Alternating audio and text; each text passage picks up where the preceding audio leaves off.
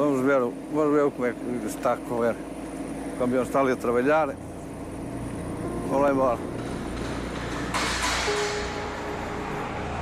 É uma tristeza ver isto assim. Onde é que vai?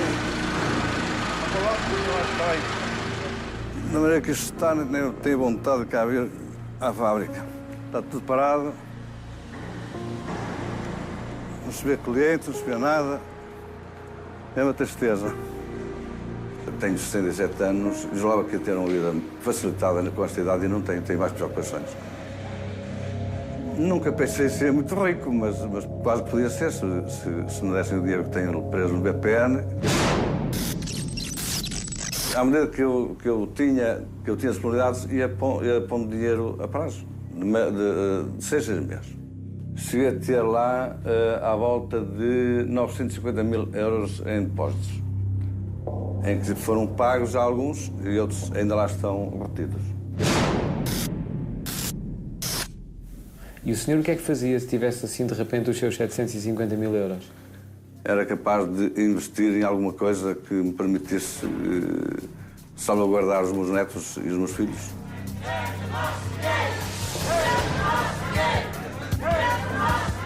Culpado da situação do BPN, em primeiro lugar, é o Banco de Portugal que devia ter fiscalizado e não fiscalizou. A CMVM, que também deveria fiscalizar e não fiscalizou. E os políticos também têm muita culpa porque eles é que fazem as leis. 3 mil milhões. Valer aos 6 mil milhões é muito dinheiro para este país. E há um risco real, muito real, desse valor poder chegar a qualquer coisa como 7 mil milhões de euros. Como é que isto foi possível? Como é que a chamada regulação do mercado financeiro não viu, fechou os olhos, foi negligente, não esteve atenta? Como é que isto tudo foi possível? É que a melhor maneira de assaltar um banco é administrá-lo. Para mim isso ficou inteiramente claro. É uma dimensão do gangsterismo financeiro inimaginável, inacreditável.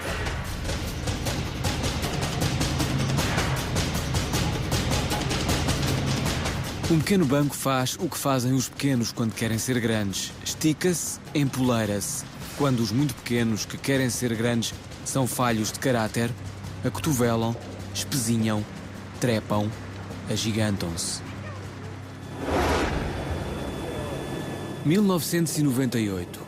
O BPN era um banco minúsculo, de repente liderado por um ex-secretário de Estado, com currículo na banca e antigo diretor do Banco de Portugal, com o irónico pelouro da supervisão. O BPN é o país de final dos anos 90. Dinheiro em torrente de caudal farto, dinheiro fácil que parecia não custar ganhar e muito menos gastar. Eu era um pequeno acionista do BPN. Os tempos iniciais foram fantásticos. O BPN teve a capacidade de mudar muita coisa em termos de banca portuguesa, banca Portugal, e foi uma aventura muito grande. E quem é que o convidou para ser acionista do BPN? O próprio Dr. Oliveira Costa. Quem está à frente do banco conhece bem as pessoas que põem o dinheiro neste projeto bancário e esperam obter o retorno. E quem está à frente do projeto diz-lhes que vai pagar e durante bastante tempo paga. E depois, quando vendeu as ações, qual é que foi a mais-valia que arrecadou? Não sei, mas pelo menos aí o dobro, portanto, que era o usual nessa altura. Era tudo com base no conhecimento, tudo com base regional.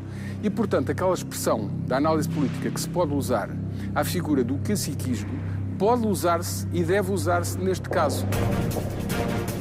O BPN abriu agências no país todo, elegeu o mundo fora os melhores bancos locais como correspondentes. Era o tal anão a fazer-se gigante. Aparentemente todos, dentro e fora do banco, se deixaram tentar pelos efeitos da expansão.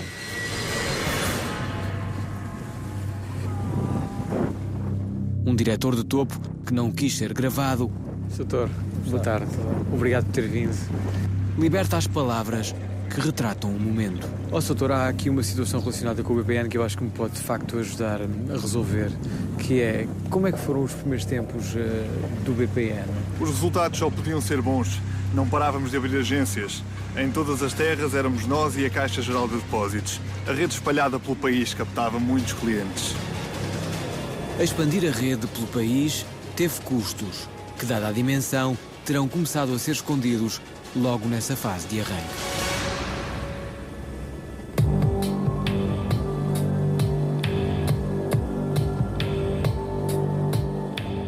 As contas, auditadas por entidades credenciadas e insuspeitas, alimentavam a ilusão. 1998, mais de 4 milhões de resultados líquidos. 1999, lucros saltam para o dobro. Em 2000, os lucros do banco chegam aos 18 milhões de euros. Nessa fase, o BPN acionou um produto que já existia na banca portuguesa, as contas investimento. O problema é que o banco aplicava o dinheiro dos clientes em negócios associados ao imobiliário ou em empresas do grupo SLN. Se, no final do prazo, os investimentos do banco rendessem menos do que o acordado com os clientes, o dinheiro tinha de aparecer de algum lado. As contas de investimento nunca foram auditadas pela CMVM. O presidente da CMVM, à época, era o futuro ministro das Finanças do PS, Teixeira dos Santos, o homem que haveria de decretar a nacionalização do BPN. Teixeira dos Santos não respondeu ao convite da SIC para uma entrevista. O atual presidente da CMVM, Carlos Tavares, recusou-o.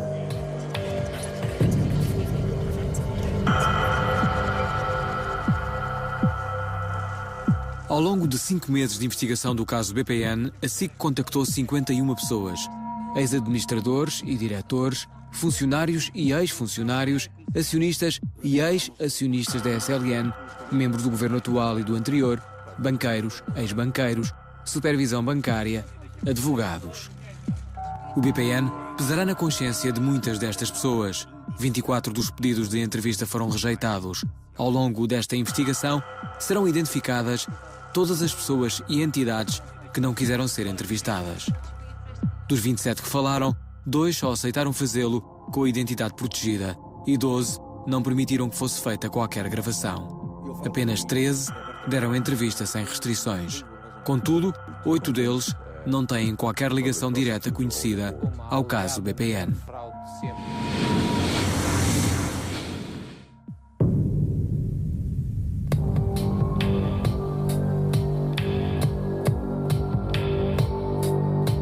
Em 2001, o lucro sobe para os 27 milhões. Um sinal de alerta amarelo fez capa da revista Exame na edição de março desse ano. Mas a ilusão continuou. Os resultados do grupo SLN, a holding proprietária do BPN, aproximam-se dos 38 milhões de euros. Nesse ano, a Deloitte, o auditor externo que até aí subscrevera os cálculos da administração de Oliveira e Costa, questionou pela primeira vez os números. A administração despediu-os. A BDO, que substituiu a Deloitte, nada detectou de anormal e em 2003 assinou por baixo de um lucro ainda assim inferior ao de 2002. Nesse ano, a carta de Oliveira e Costa aos acionistas era reveladora do sucesso das contas. O grupo navegava contracorrente e o timoneiro realçava mais essa conquista.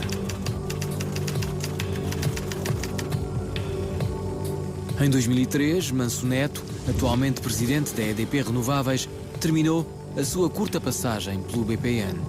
Tinha entrado meses antes como administrador, mas já não ficou para fechar as contas do ano. Fontes contactadas pela SIC garantem que Manso Neto foi contar as razões da saída ao próprio governador do Banco de Portugal, mas Vítor Constâncio não terá agido em conformidade. Uma fonte ligada à supervisão alerta-nos que o Banco de Portugal teria a obrigação de questionar as razões da saída de um administrador. Se o fez, ninguém percebeu. A SIC pediu entrevista a Manso Neto e a Vítor Constâncio. Ambos recusaram.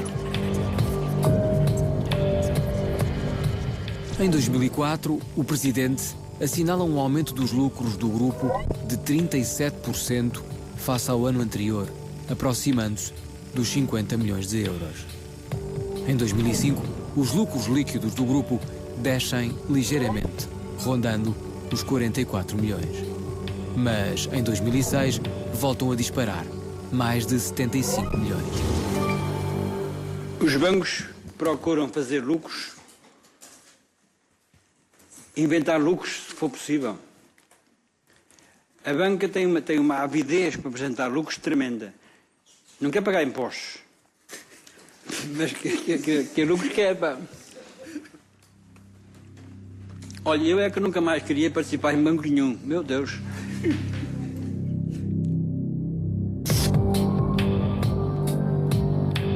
As contas referentes ao exercício de 2007 são as primeiras que já não são assinadas por Oliveira e Costa.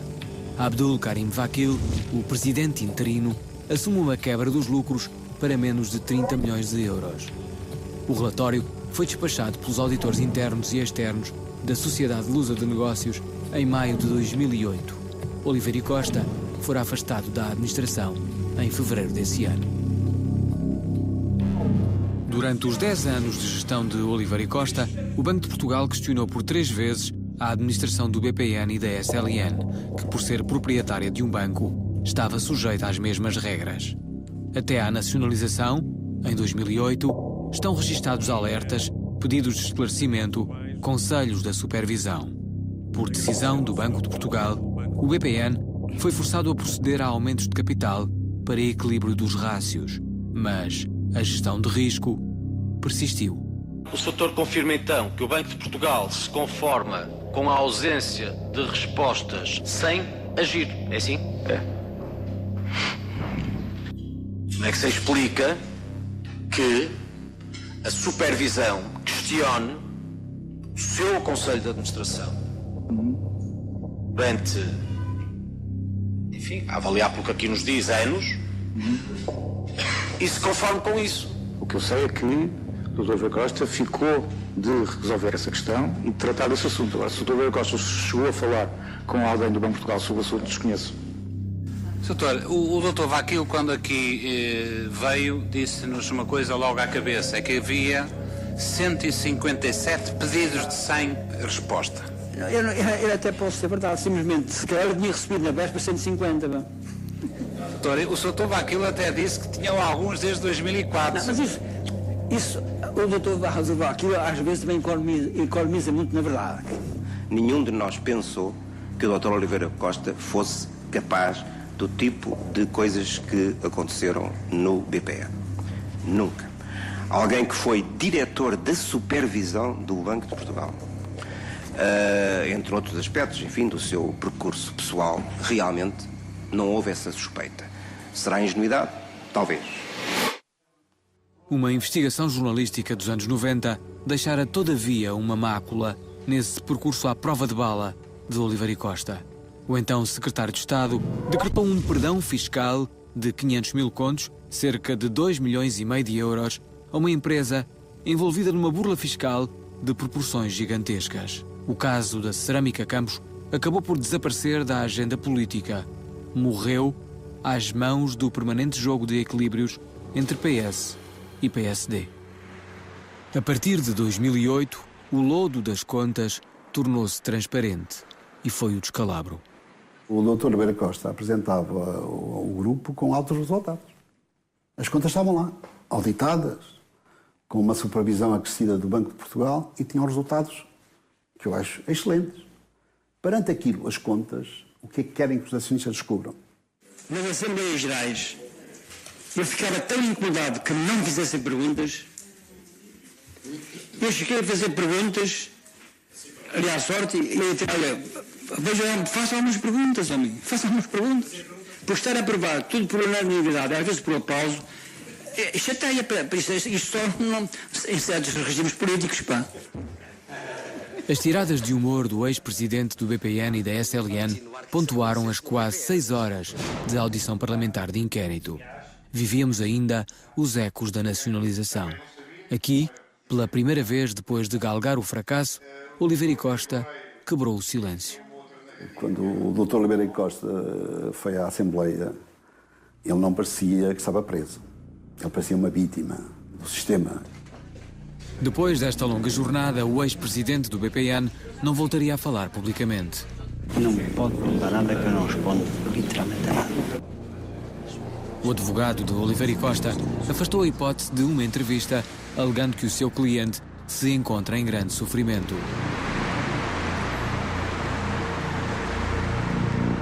As imagens captadas nos últimos dias de janeiro não têm o poder de diagnosticar tal grau de sofrimento. Eventualmente, em nome de uma melhor saúde, o passeio matinal do fundador da SLN está a tornar-se um hábito que não escapa ao olhar atento dos vizinhos. Se este sofrimento de Oliveira e Costa desaconselha entrevistas, recuemos a maio de 2009. Se alguém puder provar que eu recebi €1 do grupo, então mando para o resto da vida. José Oliveira e Costa encontrava-se detido preventivamente há 6 meses e 1 semana. O grupo ia ter sempre tudo grandes negócios, a ganhar sempre muito dinheiro. E eu sabia que na vida real as coisas não eram bem assim. E, portanto, eu achava que aquilo, e cheguei a dizer a alguns acionistas, não é porque eu desconfiasse de nada, desconfiava de tanta coisa boa.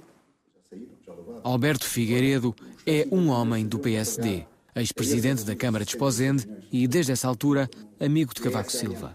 Figueiredo é um industrial de sucesso. Exporta quase tudo o que produz. É o maior fabricante europeu de roupa interior masculina. Mas também é presidente da SLN Valor, o maior acionista do Grupo Galilei, com 31%.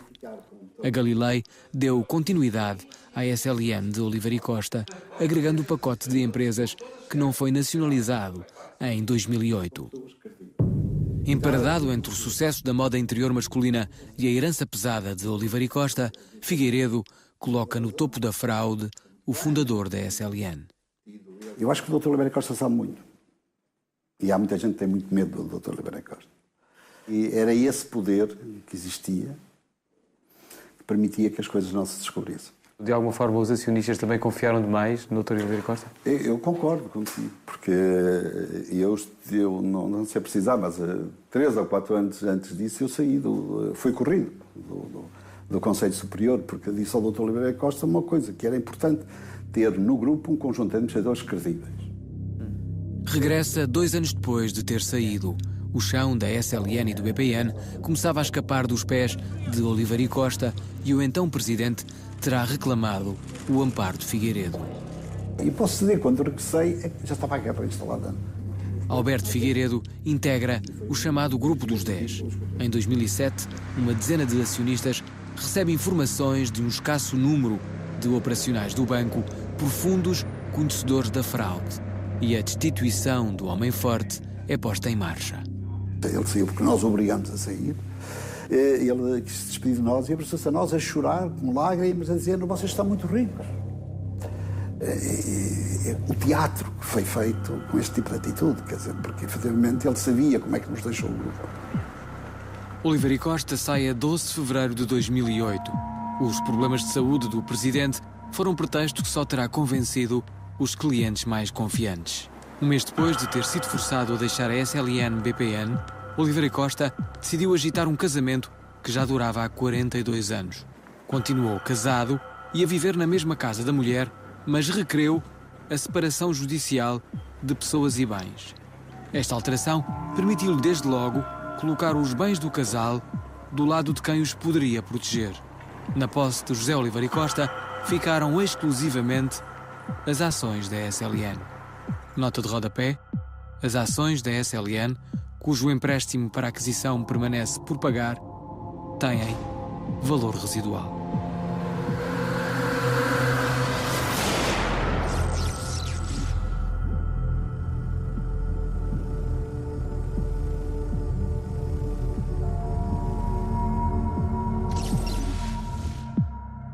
Amanhã, anatomia de um golpe. A ganância, acima de tudo, ou seja, você hoje ganha 50, amanhã vai querer ganhar 100. Como se desenvolveu a teia. As assinaturas não eram reais, os financiamentos eram sempre para automóveis que não existiam. A mesma viatura poderia ser financiada 3, 4, 5 vezes. Quem beneficiou? O BPN foi uma máquina criada para distribuir dinheiro fácil a um grupo de amigos. Grande reportagem SIC. Amanhã, no Jornal da Noite.